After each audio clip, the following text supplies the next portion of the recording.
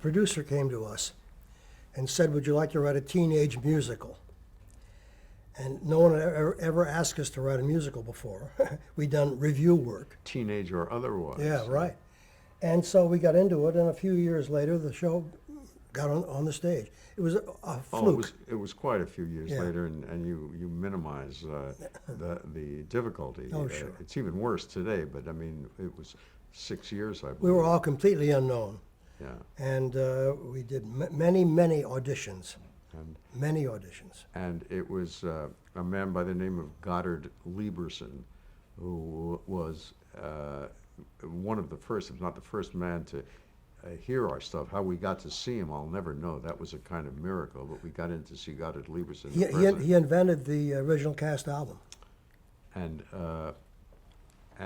he He liked listened it. to our work, and he actually said, "Hey, you guys are good," or something to that effect.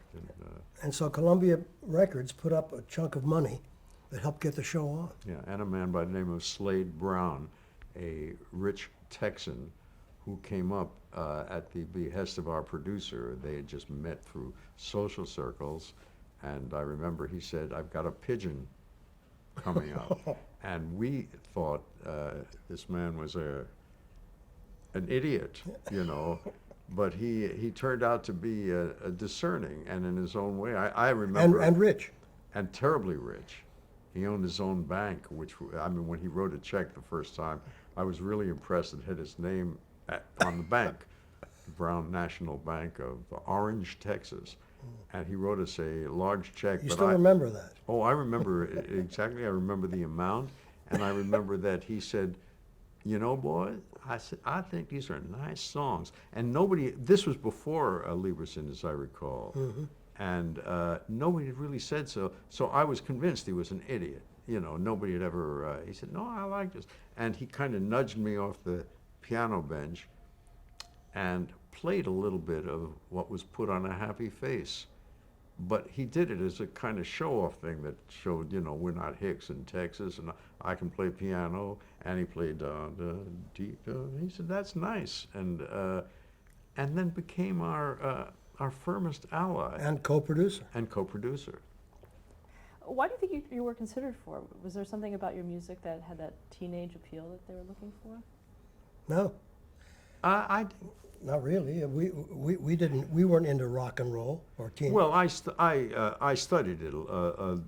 You know, I went to the library and got out I didn't. Annette Funicello records and Fats Domino records. I wasn't into it, but I learned about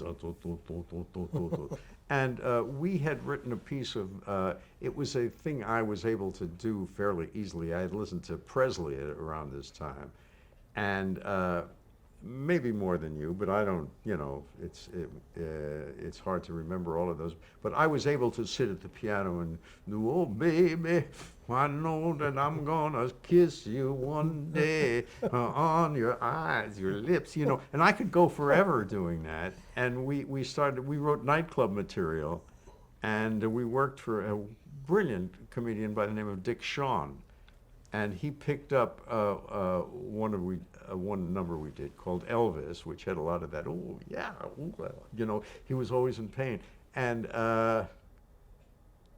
I don't know whether Padula ever heard that or something, but that was like a natural step to doing Birdie. But on the other hand, when we first started writing Birdie, there was no rock and roll singer, and it was a very curious thing. There were 5 writers that were brought in over the course of the things. Nobody liked the book at all. We had said from the start, use Mike Stewart, excuse me. Forgive me. Because Mike Stewart was with us in summer stock, and we knew how clever he was. But they kept on looking for other writers, name writers and all, including Mike Nichols and Elaine May. They were number 4, so, and nobody liked anything anybody did.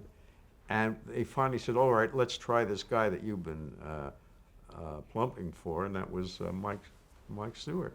And then Lee made the suggestion, I'll never forget that, of making it about a rock and roll singer. Mike had written another book entirely, which was only about the family and teenagers, but the usual thing, you know, the kids was about. And you said if an Elvis Presley type comes into this Midwestern family. That was What Lee's- will happen? That was Lee's And idea. Mike grabbed the idea and ran with it and made this wonderful book.